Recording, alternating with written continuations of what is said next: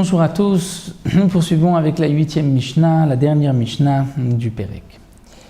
La Mishnah nous rapporte un pasouk marqué dans la Torah à propos de la guerre des Bnei Israël contre Amalek, où c'est marqué dans la Torah que Moshe Rabbeinu on va reprendre ici du bruit.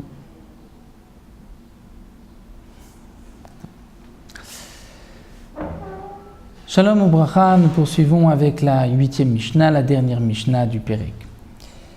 La Mishnah nous rapporte un pasouk concernant la guerre des Bnei Israël contre Amalek, où la Torah a marqué que Moshe Rabbeinu, sur l'ordre d'Akadosh Baruch Hu, est monté sur le haut de la vallée et il levait les mains vers le ciel. Et lorsque Moshe Rabbeinu levait les mains, c'est les Bnei Israël qui avaient la force de vaincre Amalek, et lorsqu'il baissait les mains, c'était Amalek qui avait le dessus sur les Bnei Israël, au point que Moshe Rabbeinu avait les mains fatiguées, il a donc être aidé pour que les mains restent dirigées vers le ciel, restent en l'air. La Mishnah va expliquer, mais est-ce que ce sont les mains de Moshe Rabbeinu qui font la guerre? Donc on lit le pasuk, Vaya Kasher Yarim Moshe Yado Vegavar Israël, lorsque Moshe Rabbeinu levait les mains, c'est là que les Bnei Israël ont gagné. Vechi Yadav Shel Moshe Osot Milchamo Shovrot Milchama, la suite du pasuk dit, lorsqu'il baissait les mains, c'était Amalek. Est-ce que ce sont les mains de Moshe Rabbeinu qui font la guerre, ou qui brisent, c'est-à-dire qui vont vers gagner la guerre? Et là l'Omar Lecha pour te dire, en vérité, ce n'était qu'un siman. C'est-à-dire, lorsque Moshe Rabbeinu levait les mains vers le ciel, donc les Bnei Israël regardaient Moshe Rabbeinu, regardaient que les mains de Moshe Rabbeinu étaient dirigées vers le ciel. Et donc, à ce moment-là, c'est là que les Bnei Israël allaient soumettre leur cœur à leur Père qui est dans le ciel, et donc à Yom Gabrim, c'est là qu'ils gagnaient, ils vainquaient Amalek. Vimla, et sinon, Ayunoflim, ils tombaient. Et donc, c'est pour cela que la Mishnah ici est rapportée à la suite de ce que nous avons vu auparavant, qu'il faut avoir une concentration, une kavana. Donc là aussi, on nous rapporte qu'au moment de la guerre contre Amalek, pendant cette guerre, donc tout dépendait de la soumission des Bnei Israël à Kadosh Baruch Hu. On retrouve aussi Kayotse Badavar Ataomer. On retrouve la même chose ailleurs. À propos du moment où les Bnei Israël avaient été mordus par des serpents, et c'est marqué que Hachem a ordonné à Moshe Rabbeinu de faire Aselecha Saraf Vesimoto Alnes, de fabriquer un nachash, un serpent en cuivre, et de le mettre sur une perche. Vaya Kol Anashur Veroto Vachai, tout celui qui avait été mordu,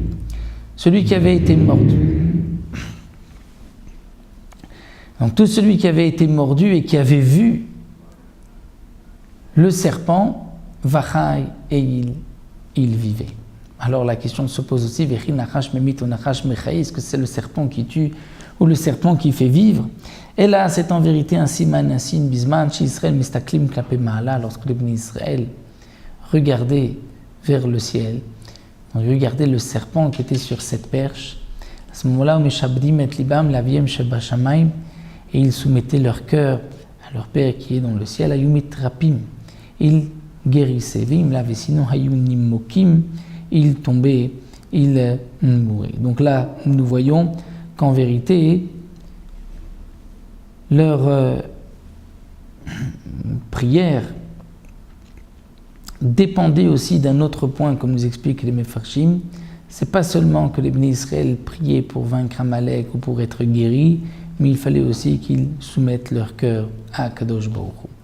La Mishnah termine avec une halakha, Cheresh Shotev et Katan. Cheresh, c'est le sourd-muet, qui est donc dispensé de mitzvot. Il est considéré comme inconscient, ou choté, ou le fou, qui n'est pas responsable de ses actes. Ve Katan et un enfant moins de 13 ans. En motzim et arabim midechovatan. Ils ne pourront pas acquitter la communauté de leur obligation. Zéaklal, voici la règle, Kochinu mechuyav badavar, et nomotzit arabim midechovatan, celui qui n'est pas tenu par la mitzvah, qui n'a pas d'obligation, ne pourra pas acquitter une autre personne de cette mitzvah. Donc le Cheresh Shoté sont dispensés des mitzvot, ils ne sont pas d'être conscients. Le Katan aussi, un enfant moins de bar mitzvah, c'est vrai qu'il a une mitzvah, mais ce n'est que Chinour, que pour l'initier aux mitzvot, mais il n'a pas la même mitzvah qu'un adulte, donc il ne pourra pas acquitter un adulte. Donc pour écouter le shofar, on ne pourra écouter qu'à partir d'un enfant qu'à partir de l'âge de 13 ans, où lui-même a une obligation, c'est là qu'il pourra nous acquitter lorsqu'il sonnera pour nous le shofar. Nous avons terminé le 3e pérek et on poursuivra dans le 4e pérek, toujours concernant la sonnerie du shofar et aussi les tfilot et les brachot de Rosh Hashanah. Ça, nous le laisserons donc dans le 4e pérek.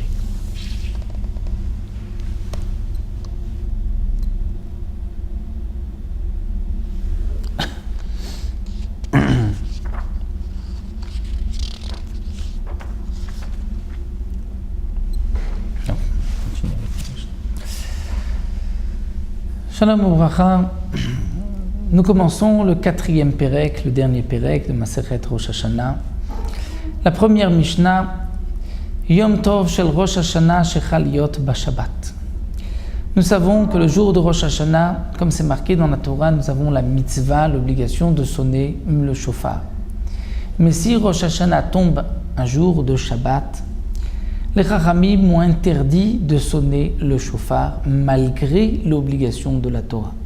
Les Chachamim ont cette possibilité de nous empêcher, entre guillemets, d'accomplir la mitzvah de la Torah, parce que la Torah a donné cette force aux sages, aux Chachamim, de décider de mettre des barrières. Et ici, la barrière est la suivante, que si les Chachamim nous laissaient sonner le shofar, étant donné qu'on ne sait pas tous sonner du shofar, on risque de prendre le shofar le jour de Shabbat, de sortir dans un domaine public et donc de transgresser Shabbat, même 4 amot dans le domaine public pour aller rencontrer un homme qui pourra nous apprendre ou sonner pour nous le shofar. Donc c'est pour cela que les Chachamim, pour ne pas qu'on transgresse Shabbat, ont interdit de sonner le shofar Rosh Hashanah, même si d'après la Torah on a l'obligation de sonner. C'est donc pour cela que les Chachamim n'ont pas interdit dans le Bet Hamikdash, donc Bamikdash Ayu Tokim. Étant donné que dans le Bet Hamikdash il n'y avait pas d'interdiction de Rabbanan, les Chachamim n'ont pas appliqué leurs interdictions dans le Bet Hamikdash même. Donc Yom Tov de Rosh Hashanah qui tombe un Shabbat, en dehors du Bet Hamikdash on ne sonnait pas du shofar, dans le temple, dans le Bet Hamikdash on sonnait du shofar. Aval donc l'Obamdina, mais pas dans le pays. Après certains, c'est-à-dire dans Yerushalayim, on pouvait sonner, mais dans les autres villes d'Eretz Israël, on ne pouvait pas sonner. D'après d'autres, même Yerushalayim faisait partie de la Médina du pays, donc ce n'était que dans le Bet Hamikdash, mais pas dans Yerushalayim. Mishecharav Bet Hamikdash, lorsque le Bet Hamikdash a été détruit, Itkin Rabban Yochanan ben Zakkai. Rabban Yochanan ben Zakkai a institué Shiutokim bechol makom sheyesh bo bedin, que même lorsque Rosh Hashanah tombe un Shabbat, on va quand même sonner le shofar, même si on ne sonnera pas dans toutes les synagogues, mais au moins dans tout endroit où se trouve un bedin. Même si le bedin n'est pas fixe dans cet endroit-là, il n'était que de passage, on pourra sonner étant donné qu'il y a un bedin.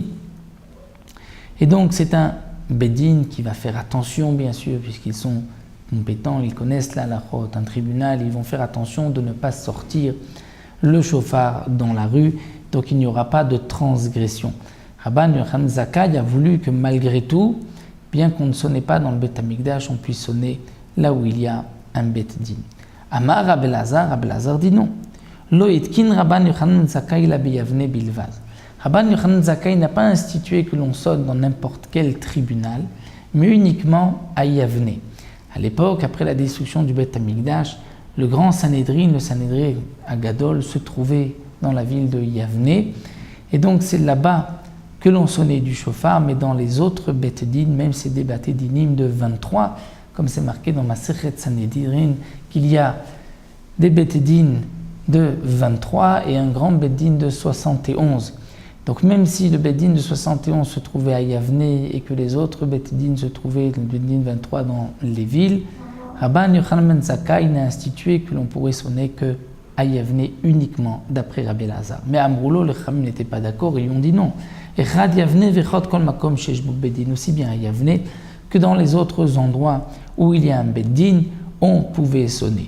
Il y a malgré tout une différence entre ce Amroulo et le premier avis qui est rapporté dans la Mishnah. Au départ, nous avons vu que Rabban Yochanan ben Zakkai avait institué de sonner dans tout endroit où il y a un beddin. Ensuite, on a vu l'avis de Rabbi Elazar que c'est uniquement à Yavne. Là, on retrouve un troisième avis à Yavne ou dans tout endroit où il y a un beddin. Donc, ça reprend en vérité le premier avis. La Gemara explique, et le Barthénoura nous le rapporte aussi, c'est qu'il y a quand même une différence. C'est que d'après le premier Tana mentionné dans la Mishnah, même si le beddin était de passage dans cette ville, on pouvait sonner, alors que d'après le Amroulo, les Chachamim qui ont répondu à Rabbi Elazar, c'est uniquement si le beddin était fixe dans cette ville qu'on pouvait sonner. Donc la halakha est comme ce Amroulo, c'est-à-dire aussi bien à Yavne, mais aussi bien dans tout beddin de 23 qui était fixe dans les villes, on sonnait le shofar après la destruction du Beth Amikdash. Donc comme nous l'avons vu, Minatora, nous avons l'obligation de sonner le shofar, peu importe si c'est Shabbat ou un jour de semaine. C'est une interdiction des Chachamim de sonner le Shabbat pour ne pas qu'on arrive à transgresser Shabbat, ce qui est le cas aussi pour le Lulav. Lorsque le premier jour de Sukkot tombe un Shabbat, les Chachamim ont interdit de prendre le Lulav de peur qu'on va le transporter dans la rue. Donc c'est pour cela que les Chachamim ont interdit, mais les Chachamim, dans le Beth Amikdash et dans les Baté Dinim, dans les tribunaux, n'avaient pas interdit. C'est pour la première Mishnah. On poursuivra dans la deuxième Mishnah, avec aussi Yerushalayim et Yavne, comme nous le verrons par la suite.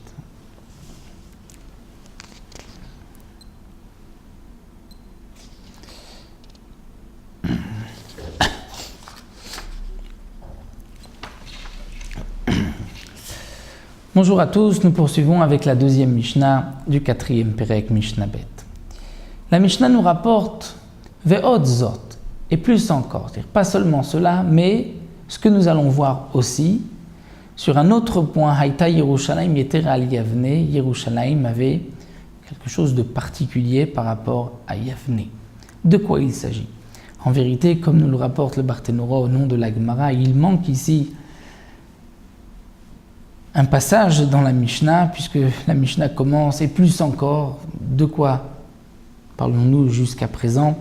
C'est pour cela que la Gemara rajoute et dit qu'en vérité, à Yerushalayim, on pouvait sonner dans toute la ville. C'est-à-dire que lorsque le Beddin se trouvait au Beth Amikdash, on pouvait sonner le Shabbat,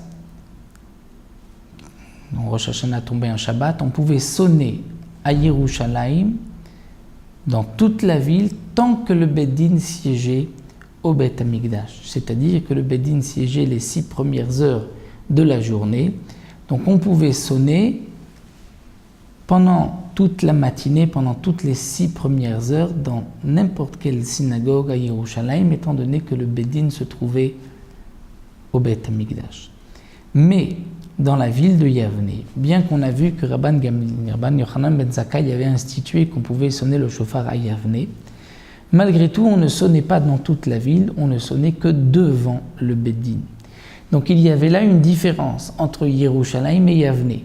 À Yerushalayim, on pouvait sonner dans toute la ville tant que le Beddin siégeait, et même si on n'était pas devant le Beddin, alors qu'à Yavne, on ne pouvait sonner que devant le Beddin. Et donc la Mishnah continue, dit Ve'od zot haïta Yerushalayim. Il y avait encore sur un autre point que Yerushalayim avait un plus par rapport à la ville de Yavne.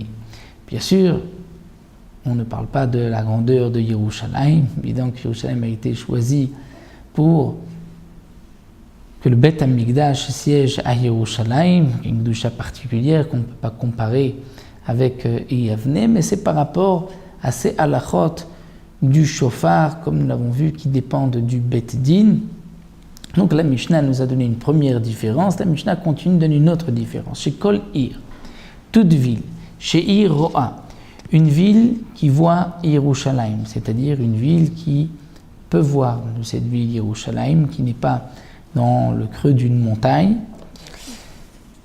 Donc toute ville shiroa qui voit, veshomaat, shomaat c'est-à-dire qui entend, et qui ne se trouve pas sur le haut d'une montagne, ou krova, elle est proche, elle est dans le troum, dans les 2000 amot, dans les 1000 mètres à peu près de la ville, veyechola lavo, et donc on peut de cette ville se rendre à Yerushalayim, c'est-à-dire qu'il n'y a pas de fleuve qui sépare cette ville de Yerushalayim, et bien dans cette ville aussi, Tokim ont sonné. C'est-à-dire que même lorsque Rosh Hashanah tombait un Shabbat, on ne sonne pas dans toutes les villes, dans tout le pays, le shofar Rosh Hashanah. Malgré tout, à Yerushalayim, on pouvait sonner tant que le Beit Din, le tribunal siégeait au Beit Hamikdash. Et ce n'est pas uniquement à Yerushalayim même, mais c'est toute ville qui pouvait se rendre, qui était proche de Yerushalayim. Alors qu'à Yavne, Loayu Tokim, Ella Beit Din Bilvad, on ne sonnait que dans le Beit Din uniquement et pas en dehors du Beit Din. Donc nous avons vu qu'il y a ces deux différences entre Yerushalayim et Yavne. À Yerushalayim, on pouvait sonner le shofar tant que le Beit Din siégeait, c'est-à-dire toute la matinée, pendant les 6 premières heures de la journée où le Beit Din siégeait au Beit Hamikdash. Donc même Rosh Hashanah, qui tombe Shabbat, on pouvait sonner le shofar dans tout Yerushalayim, alors qu'à Yavne, c'était uniquement devant le Beit Din. Et un autre point encore, à Yerushalayim, c'est pas seulement la ville même, mais c'est aussi toutes les villes autour qui sont proches, qui peuvent voir Yerushalayim de loin, qui peuvent se rendre à Yerushalayim. On sonnait le shofar aussi lorsque le Beit Din siégeait à Yerushalayim, alors qu'à Yavne, c'était uniquement que devant le Beit Din. Donc voici pour une première takana que nous avons vue de Rabban Yochanan ben Zakkai, c'est-à-dire que bien que les Chachamim ont interdit de sonner le shofar en dehors du Beit Hamikdash lorsque Rosh Hashanah tombe Shabbat, nous avons vu qu'à la destruction du Beit Hamikdash, Rabban Yochanan ben Zakkai a instauré qu'on peut sonner le shofar là où il y a un Beit Din, comme nous l'avons vu dans la première Mishnah. Dans les Mishnayot qui suivront, nous verrons d'autres takanot de Rabban Yochanan ben Zakkai concernant le lulav et concernant aussi les témoins que l'on acceptait pour fixer au Rosh Chodesh. Ça, nous le verrons dans les Mishnayot qui suivront.